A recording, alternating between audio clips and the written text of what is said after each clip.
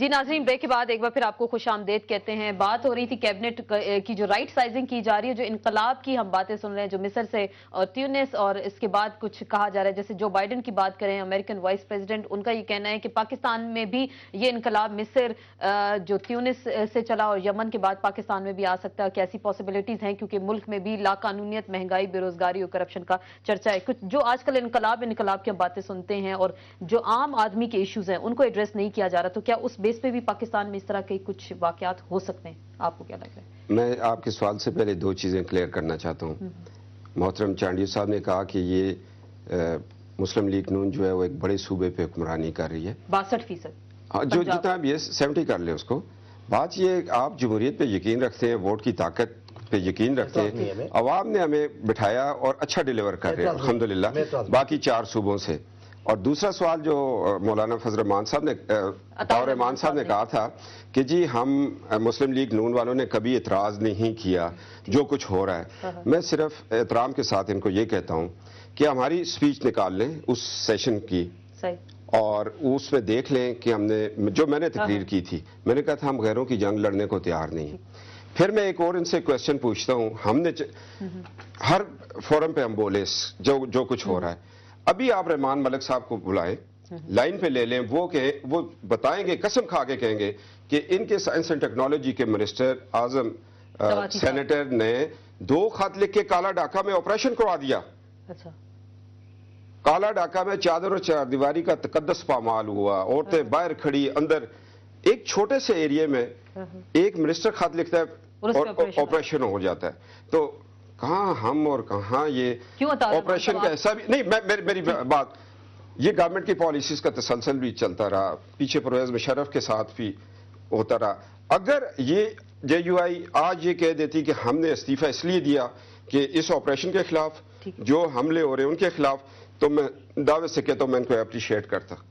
میں اگر کسی مقام پہ ان کے کسی کینڈیڈیٹ کے مقابلے میں مجھے الیکشن لڑنا پڑتا، میں وہ بھی نہ لڑتا، میں کہتا JUI نے اس لیے استعفیٰ دیا ہے نہیں کہ جی آپریشن بند کرے صوبہ خیبر میں اور جو حملے ہو رہے ہیں ان کو بند کرے۔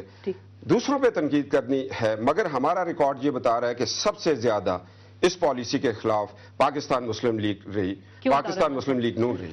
پھر آپ نے جو کہا نا کہ وہ جو انقلاب آئے گا، کیونکہ جو حالات ملک کے جو حالات ہیں ہمارے ملک میں، اس لیے انقلاب نہیں آ سکتا کہ یہاں بادشاہت نہیں ہے۔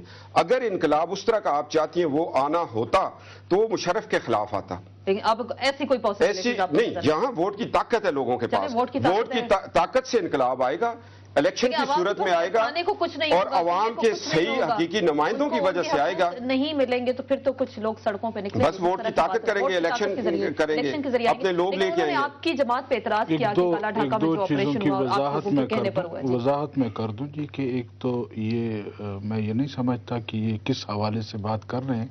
کالا ڈھاکہ کے آپریشن کے روکنے میں اگر کوئی کردار ادا کیا ہے تو وہ جمعیت علماء اسلام نے ادا کیا ہے جی۔ اور ان کی ذاتی طور پر اگر ان سے کوئی رنجش ہے یا کوئی، کیونکہ وہ پروگرام میں موجود نہیں ہے، اگر ہوتا اگر ان کے ساتھ اگر وہ کبھی نہیں آتے،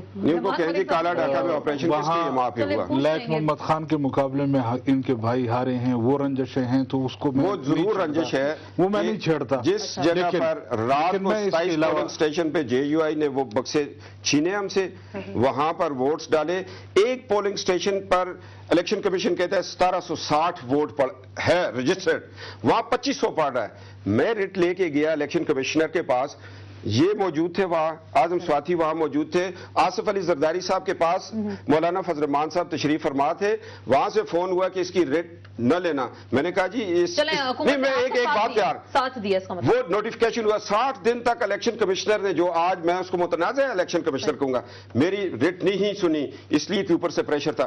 آج کورٹ میں چلے جائیں، میں کہتا ہوں کہ آپ کا کینڈیڈیٹ 25 سال تک الیکشن نہیں لڑ سکتا۔ میرے خیال میں نے جس طرح پہلے کہا کہ ان کی ذاتی رنجشیں ہو سکتی ہیں، لیکن ایک گزارش ضرور کر دوں کہ جنہوں نے ذکر کیا خاص کر میرے حوالے سے کہ الیکشن کمیشن کے پاس موجود تھے، ہم ان سے وہ نوٹیفیکیشن لینے گئے تھے، اس کے علاوہ اور کچھ ہمارا اس میں وہ نہیں ہے۔ باقی رہ گئی بات، وہ ہمارا حق تھا کہ ہمارا کینڈیڈیٹ پاس ہو چکا تھا. دوسری بات یہ ہے کہ اگر ایسی کوئی بات تھی تو یہ عدالت کیوں نہیں گئے؟ میں عدالت میں ہوں. اب جب آپ عدالت میں ہیں تو پھر عدالت پر چھوڑیں. وہ آپ یہ اعتراض کر رہے ہیں نا کہ آپ کو سپورٹ کیا گیا ہر جگہ اور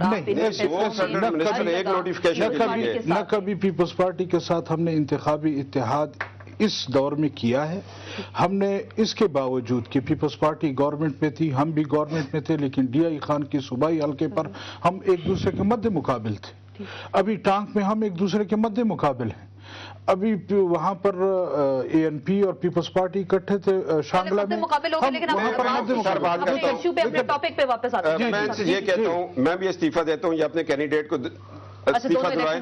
21 میں الیکشن کر لیتے، دودھ کا دودھ پانی کا پانی ہو جائے گا. الیکشن کروا لیتے ہیں. یہ تو استعفیٰ دے دیں، پھر اس کے بعد دیکھتے ہیں کہ کیا ہوتا ہے. اس کے بعد آپ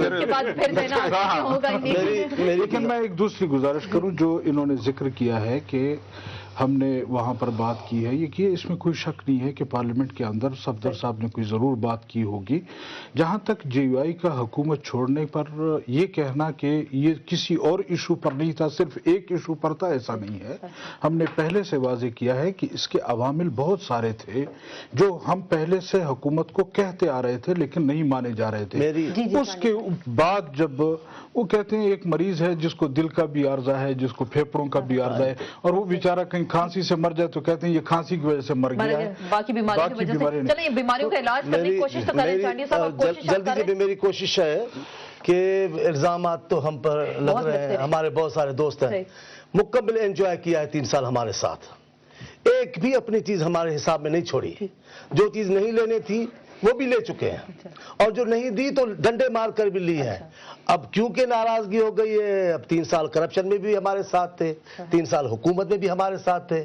مشرف گندا ہے، مشرف کے پورے سسٹم کو آئینی اور قانونی حیثیت دلانے میں جو 2 شریک ہیں وہ یہی شریک ہے. یہ مجھے کہہ رہے ہیں کرپشن کرپشن کرپشن، میں آپ کو وہ بات یاد نہیں دلا دیتا ہوں کہ کس نے مشرف کو آئینی حیثیت دی، کس نے آئینی اس ترمیم کو قبول کروایا اسمبلی میں. کیا وہ مجبوریاں تھیں جنہوں نے آپ کو عامر کے ساتھ، ہمارا یاد ہے آپ کو مشرف کے ساتھ بات چیت، لیکن آپ نے بھی تو ان کو گلے لگایا. ہم لگانا چاہتے ہیں. دیکھیں ہم ہر قوت کو، ہمیں پیچھے کی چیزوں کو چھوڑنا ہوگا، ہمیں آگے جانا ہوگا. ہم ماضی کو پکڑ کے بیٹھیں گے پاکستان آگے نہیں جائے گا. ہمیں تلخیاں ہوئی ہیں میاں صاحب کے ساتھ، ان کے ساتھ اتنی شدید تلخیاں نہیں تھی جتنی ان کے ساتھ تھی، لیکن ہمیں آگے جانا ہے.